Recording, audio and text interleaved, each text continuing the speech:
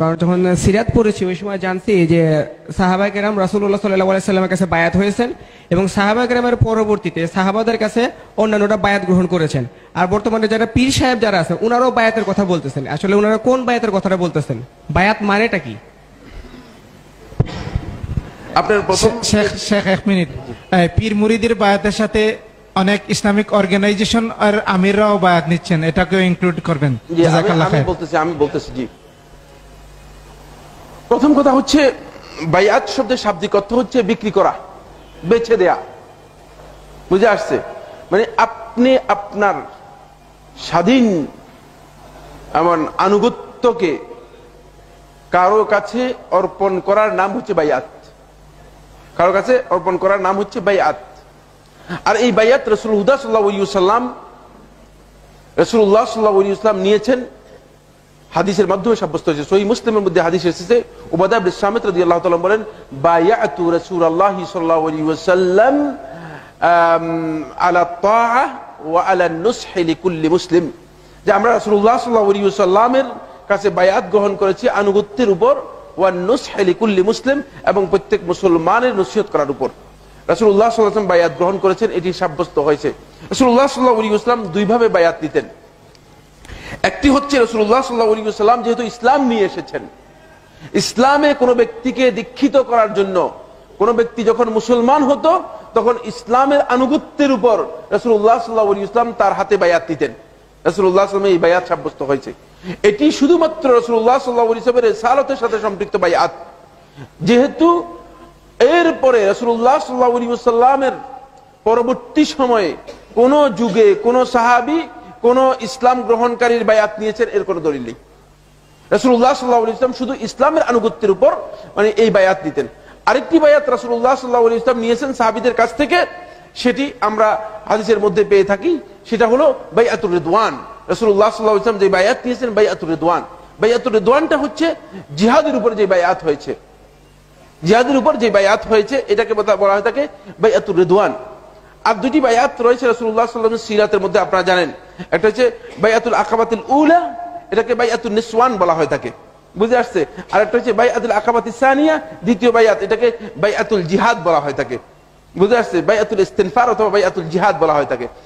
ওই দুটি ইসলামের বায়াতই ছিল, কিন্তু এর মধ্যে মানে রাসূলুল্লাহ সাল্লাল্লাহু আলাইহি ওয়াসাল্লামের মানে জিহাদের অংশটুকু রয়েছে বলে এটাকে বায়াতুল জিহাদ বলা হয়েছে দ্বিতীয়টাকে। এটি রাসূলুল্লাহ সাল্লাল্লাহু আলাইহি ওয়াসাল্লাম জিহাদের বায়াত নিয়েছেন যেহেতু রাষ্ট্রপ্রধান, আমির অথবা শাসক, তিনি শাসক হিসেবে, তিনি রাষ্ট্রপ্রধান হিসেবে মানে রাষ্ট্রের অনুগত যারা আছে তাদের বায়াত গ্রহণ করা তার উপর অপরিহার্য। আনুগত্যের বায়াত তাদের অবশ্যই রাষ্ট্রের কি করতে হবে? আনুগত্য তারা করবে, এই মর্মে তারা তাদের কাছ থেকে রাসূলুল্লাহ সাল্লাল্লাহু আলাইহি ওয়াসাল্লাম বায়াত নিতেন। এবং প্রত্যেক যুগেই যখন মুসলিম খলিফা খেলাফতে আসতেন তখন তিনি এই খেলাফতের এই বায়াতটুকু গ্রহণ করতেন। যেমন আবু বকর রাদিয়াল্লাহু তাআলা যখন খলিফা হলেন তখন এই বায়াত তিনি গ্রহণ করেছেন রাষ্ট্রপ্রধান হিসেবে। আবার যখন ওমর ইবনে খাত্তাব রাদিয়াল্লাহু তাআলা খেলাফতে আসলেন তখন তিনি খলিফা হিসেবে বায়াত নিলেন এবং লোকদের বায়াত গ্রহণ করলেন। এভাবে সবাই প্রত্যেক যুগেই যারা খলিফা হিসেবে অধিষ্ঠিত হয়েছে, খেলাফত লাভ করেছে, তারা সবাই বায়াত নিয়েছেন, সবাই বায়াত নিয়েছেন। কিন্তু রাসূলুল্লাহ সাল্লাল্লাহু আলাইহি ওয়াসাল্লাম ইসলামের আনুগত্যের উপর যে বায়াত নিয়েছেন এই বায়াত রাসূলুল্লাহ সাল্লাল্লাহু আলাইহি ওয়াসাল্লামের সাথে খাস, এরপর আর কেউ বায়াত নেন নাই, কোন সাহাবী বায়াত নেন নাই, এরপরে আর কোনো প্রমাণ নেই। সাহাবীরা কেউ কোন যুগে কোথাও বায়াত নিয়েছেন এর কোন ধরনের প্রমাণ নেই, এর কোন ধরনের প্রমাণ নেই। পরবর্তী যুগে সাহাবীরা আর এর উপর কোনো বায়াত নেন নাই, শুধুমাত্র খলিফা বায়াত নিয়েছেন। আর এরপরে রাসূলুল্লাহ সাল্লাল্লাহু আলাইহি ওয়াসাল্লাম বলেছেন, যদি কেউ তোমাদের মধ্যে দ্বিতীয় ব্যক্তি বায়াতের দাবি করে তাহলে ফাকতুলিস সানি, দ্বিতীয় জনকে হত্যা করো। দ্বিতীয় জনের এই বায়াতটা হচ্ছে হত্যাযোগ্য অপরাধ, মানে হত্যার উপযুক্ত অপরাধ, বুঝে আসছে কিনা? সুতরাং ইসলামী রাষ্ট্রে একজন খলিফা প্রতিষ্ঠিত হয়ে যাওয়ার পরে তার বায়াতের পরে যদি দ্বিতীয় তৃতীয় ব্যক্তি বায়াত গ্রহণ করে তাহলে তাদেরকে হত্যা করার বিধান রয়েছে, বুঝে আসছে? তাদের এই বায়াত একেবারেই জঘন্যতম অপরাধ, দণ্ডনীয় অপরাধ, বুঝে আসছে? হত্যা দণ্ডের কথা বলা হয়েছে। এছাড়া আর কোন ধরনের বায়াত নেই। তথা এখন বর্তমানে যে সমস্ত বায়াত চলতেছে, বিভিন্ন ধরনের বায়াত, বায়াতের নামে যত বক্তব্য যত কিছু চলতেছে, এগুলো মূলত ওই রাসূল সাল্লাল্লাহু আলাইহি ওয়াসাল্লামের ওই ইসলামের যে বায়াত রয়েছে, মানে সেই ইসলামের বায়াতকে এক্সটেনশন করে বেদাতি বায়াত চালু করেছে। তারা অনেকেই নিজেকে রাসূলের স্টেজে নিয়ে গেছে আর কি। পীর সাহেব যখন বলেন তখন তিনি অনেকটা রাসূল নয়, আল্লাহর স্টেজে চলে যান। যেখানে রাসূলের স্টেজ বাদ দিয়ে আল্লাহর স্টেজে চলে যাচ্ছেন, সেখানে বুঝেন না তিনি রাসূলের স্টেজ আর তার কখন আসবে। এজন্য তারা মনে করেন যে রাসূল যেই বায়াত নিয়েছেন এই বায়াতের অধিকারী হচ্ছে আমি।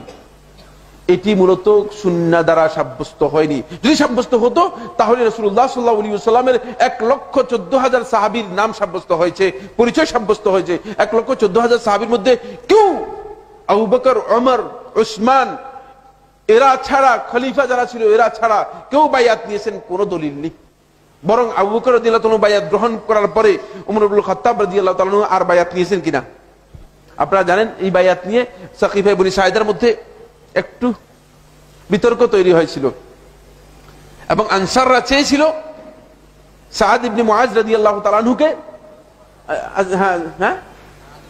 সাদ ইবনে উবাদা রাদিয়াল্লাহু তাআলা আনহুকে, আনসাররা চেয়েছিল সাদ ইবনে উবাদা রাদিয়াল্লাহু তাআলা আনহুকে কি করার জন্য, মানে বায়াত নেওয়ার জন্য।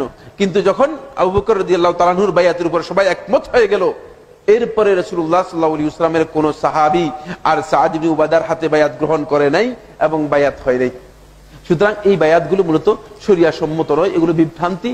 এবং কি আপনি মনে করেন, এবার আমি আপনাকে বুঝাই, মানে এই বায়াতের অর্থ কি, খেলাফতের বায়াতের অর্থ কি আর এই বায়াতের অর্থ কি?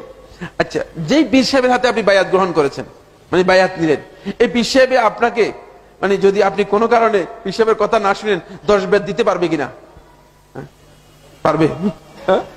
পারবে? ক্ষমতা আছে স্যার? যদি আপনাকে 10 বেত দেয়, আপনি কালকেই পীর সাহেবের আরো মানুষ এনে একেবারে পীর সাহেবের পীরগিরি সহ খানকা সহ সব উঠে নিয়ে যাবেন, ঠিক কিনা? কিছুই করতে পারবে না। এই বায়াতের কোনো অর্থই নেই, এটা একটা অনর্থক বায়াত। কিন্তু খলিফার বায়াতের অর্থ কি বলেন? কোন কারণে যদি তার নির্দেশ লঙ্ঘন করেন, তিনি তাকে হত্যা করতে পারবে, তাকে হত্যার বিধান চালু নিয়ে হত্যা করে ফেলে তাকে। এরপরে কেউ কোর্টে আসে বিচারের জন্য দাবি করতে পারবে না, যেহেতু সেই বায়াত কি করেছে, লঙ্ঘন করেছে। সুতরাং খেলাফতের বায়াত আর এই বায়াত এক নাকি? ওই বায়াত হচ্ছে কর্তৃত্বের বায়াত, এবং ওই বায়াত ইসলামী শরীয়তের মধ্যে গুরুত্ব রয়েছে। কারণ ইসলামী রাষ্ট্রের মধ্যে যদি এই বায়াত না থাকে, তাহলে ইসলামী রাষ্ট্রের মধ্যে ফাউদা তৈরি হবে, বিশৃঙ্খলা তৈরি হবে, যে যেমন সেভাবে চলবে। ইসলামী রাষ্ট্রের মধ্যে বিদ্রোহ দেখা দিবে। এই বিদ্রোহ, এই বিচ্ছিন্নতা, এই ফেরকাবন্দি, এই গ্রুপিং, এগুলো সবকিছু দমন করার জন্য মূলত এই বায়াতকে অপরিহার্য করা হয়েছে এবং এটাকে ঈমানের অংশ করা হয়েছে, এটাকে ওয়ালা বারা এর অংশ করা হয়েছে। বুঝে আসছে? কিন্তু এই বিশ্বের বায়াতের মধ্যে এগুলো কিছুই নেই, বা কোন সংগঠনের বায়াতের মধ্যে এগুলো কিছু। সংগঠনের কাছে আপনি এটা সর্বোচ্চ আপনি বলতে পারেন যে তাও অনুসরণ করছি, আমি নিজের উপর ইলতিজাম করে নিয়েছি বা ওয়াদা করেছি। এর বাইরে কোনো বায়াত করার অধিকার কারণেই মূলত এইসব বায়াতগুলো আসলেই বেদাতি তরিকায় চালু হয়েছে এবং এগুলোর কোনো অর্থ নেই। এগুলো আমি কোনো অর্থ এগুলোর মধ্যে খুঁজে পাই না এবং তারাও বলতে পারবে না, যারা বায়াত নিচ্ছেন তারাও বলতে পারবে না কেন বায়াত নিচ্ছেন। তাদের